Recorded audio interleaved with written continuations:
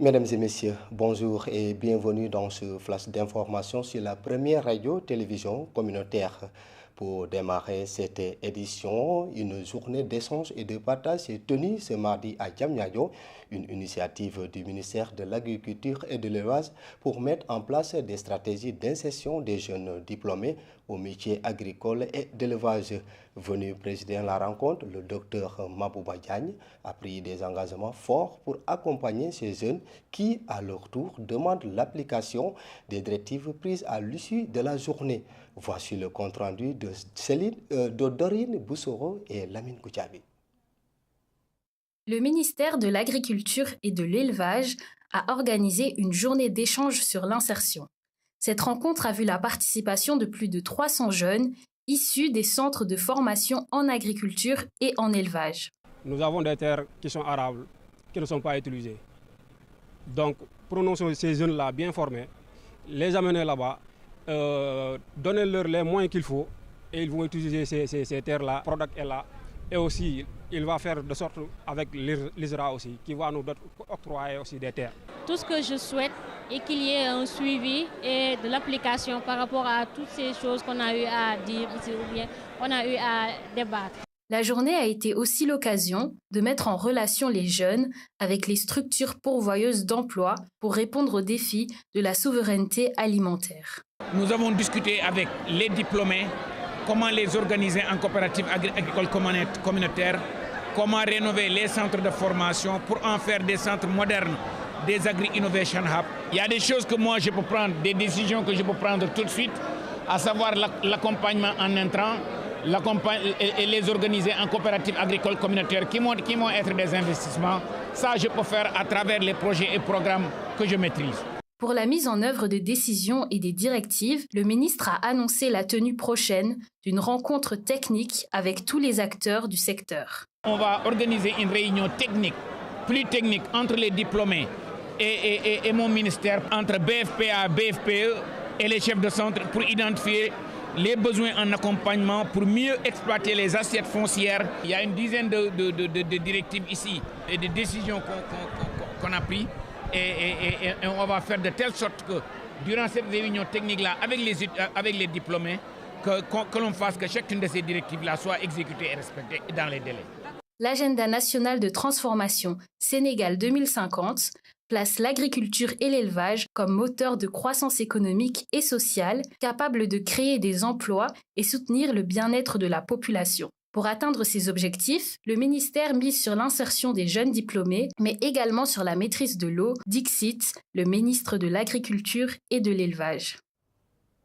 Et puis, en prélude à la conférence nationale sur l'emploi et l'employabilité prévue le 24 et 25 avril au CICAD, notre rédaction s'est intéressée à la région de Kédougou où plusieurs jeunes ont exprimé leurs préoccupations. Certains demandent à l'État de revoir la loi sur le contenu local afin de permettre aux entreprises locales de mieux profiter des marchés miniers. D'autres se plaignent sur la création de centres de formation professionnelle afin de former des jeunes au métier des mines et de l'agriculture.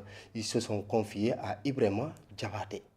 Il faudrait que des mesures soient prises, surtout par rapport au contenu, sur la loi, par rapport à la loi sur le contenu local, et qu'on revoie cette loi pour qu'on puisse, à travers cette loi, imposer aux entreprises minières à travailler davantage avec les entrepreneurs locaux au niveau de la région du Kédougou. Donc le local, nous voulons qu'on mette l'accent sur le local. Donc dans la mesure possible, l'État à travers un test réglementaire doit obliger les entreprises minières implantées dans la région du Kédougou à travailler davantage avec les entrepreneurs locaux, que ce soit des entreprises jeunes ou pas. Que les marchés qui sont lancés par les entreprises minières puissent quand même bénéficier aux jeunes entrepreneurs qui sont dans la région du Kédougou. Au Kédougou, on a pas mal de jeunes formés, on a pas mal de lieux où les jeunes là peuvent activer en tout cas les activités après la formation avec les sociétés minières. Je pense que nous attendons vraiment suite à cette forme-là les jeunes de Kédougou, la majeure partie des jeunes de Kédougou en tout cas puissent avoir accès en tout cas à ces sociétés minières et aussi à ces ONG qui investissent au niveau de la région de Kédougou.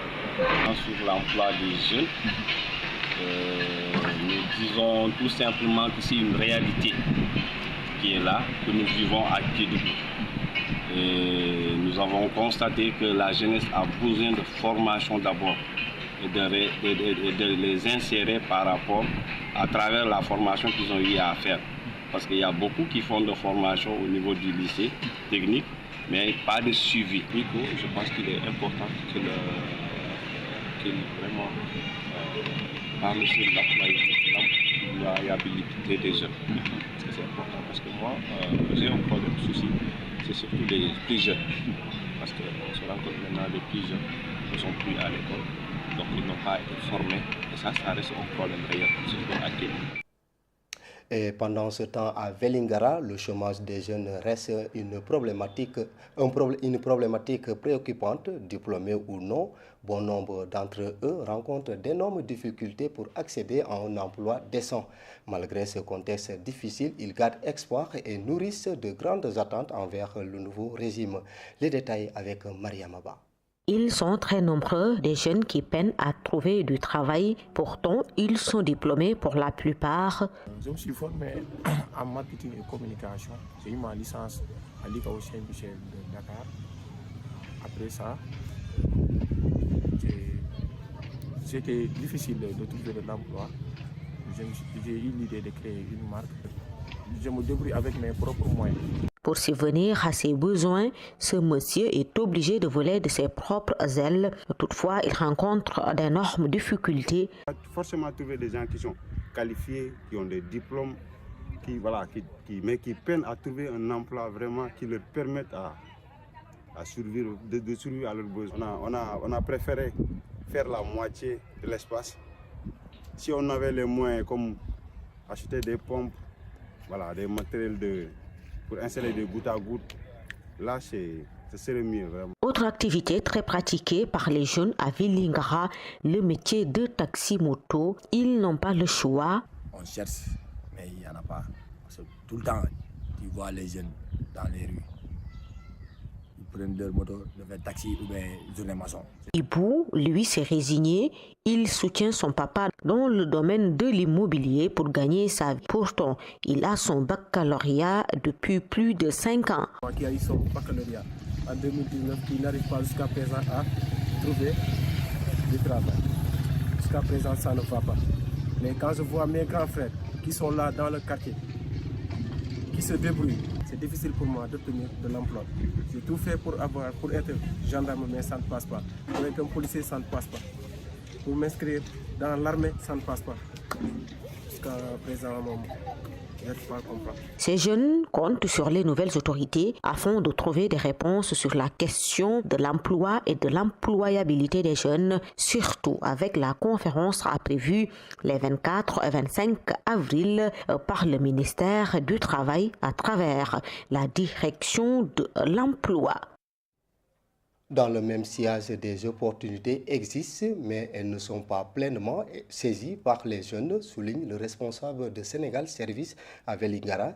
Il ajoute que la jeunesse semble davantage attirée par d'autres centres d'intérêt au détriment des structures mises en place pour leur faciliter l'accès à l'information sur le marché du travail. Un paradoxe qui interpelle Oudou Sall, responsable local de Service Sénégal, avec Maria Maba. L'employabilité des jeunes a été toujours un phénomène très récurrent au niveau du Sénégal. On a constaté que presque 52% de la population est jeune. Et nous avons une tranche d'âge de moins de 45 ans. Donc si on voit par exemple les formations qui sont dispensées au sein des écoles de formation ou des universités, elles ne sont pas en corrélation avec les réalités que nous avons en termes d'emploi. Maintenant, si on regarde l'orientation professionnelle des jeunes d'aujourd'hui en rapport avec les emplois qui sont disponibles, surtout dans le secteur privé, on remarque que les jeunes ne sont pas compatibles surtout avec ces fonctions-là. Donc c'est pourquoi c'est raison de saluer aussi certaines initiatives de l'État qui consistent vraiment à la mise en place de certaines ISEPT, des instituts de formation, pour orienter les jeunes vers les filières professionnelles. parce que c'est les filières professionnelles qui donnent accès à l'emploi direct. Tout à fait, depuis 2021, on rencontre pas mal de jeunes qui viennent pour solliciter des emplois, certaines pour des formations, d'autres pour des financements. Mais on a constaté aussi qu'il y a un potentiel qui est disponible à Vélingara.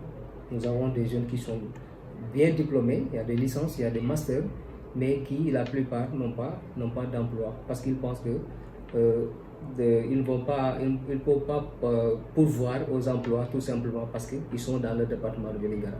Alors que ce n'est pas le département de Vélingara qui crée les emplois. Le département de Vélingara peut être doté de structures qui peuvent les orienter vers les emplois, comme le Sénégal Service et le Pôle emploi. Donc s'ils passent vers nous, à défaut de les créer, de les donner directement les emplois qui sont disponibles pour l'État, on pourra les orienter vers les emplois du secteur privé.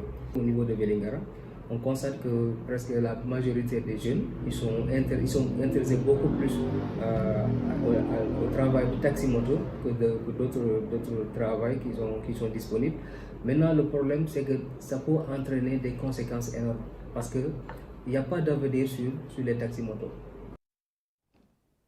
À Kaffrine, une rencontre présidée par le gouverneur de la région a réuni les services compétents et les acteurs économiques. Ils ont acté la baisse du prix du riz brisé ordinaire, désormais fixé à 350 francs le kilogramme, soit 17 500 francs le sac de 50 kg. Une décision saluée par les associations de consommateurs qui appellent à une application rigoureuse sur le terrain. Fatou Sall a assisté à la rencontre pour le compte de la RTC. Le Conseil régional de la consommation s'est tenu ce mardi à Kaffrine, présidé par le gouverneur avec la participation des services de l'État, des commerçants et des représentants des consommateurs. Après la rencontre du 27 mars regroupant le Conseil national de la consommation tenu le 27 mars à Dakar, qui avait permis de fixer les prix plafonds du riz brisé 100%. À partir du prix de Dakar, fixé à 350, il fallait respecter la marge bénéficiaire, aussi bien du commerçant, détaillant, demi-grossistes et grossistes, cherchant également les intérêts du consommateur. Lors de la réunion, une baisse du prix du riz brisé ordinaire a été officiellement annoncée. Et nous sommes parvenus à fixer ce prix au niveau de Dakar, au niveau des communes de Mbirkilan, du département de Mbirkilan, la commune du département de Kaffrine et du département de Malem Hodar à 360. Il faut rappeler que ces prix dans ces circonscriptions étaient fixés à 415, soit une baisse donc de 55 francs. Au niveau de Koungheul, le prix officiel était à 425, ce prix a été ramené à 360 francs. Les associations de consommateurs ont remercié les autorités tout en demandant plus de vigilance pour que cette mesure soit bien respectée. Nous saluons vraiment la mesure, mais appelons davantage le gouvernement et les services concernés à se déployer davantage pour une application effective de cette mesure. Nous appelons aussi nos camarades commerçants à respecter les prix. La rencontre s'est terminée sur un engagement de tous les acteurs à soutenir cette baisse pour soulager les ménages de la région. C'est cet élément qui met fin à cette édition sur la première radio-télévision communautaire. Tout à l'heure, vous aurez le journal en pulaar avec Aminata Abdoulaye Ouattara. Quant à moi, je vous retrouve à 14h pour le journal en Diola. Nos programmes continuent sur www.urac.sn. Mesdames et messieurs, merci de nous avoir suivis. Au revoir.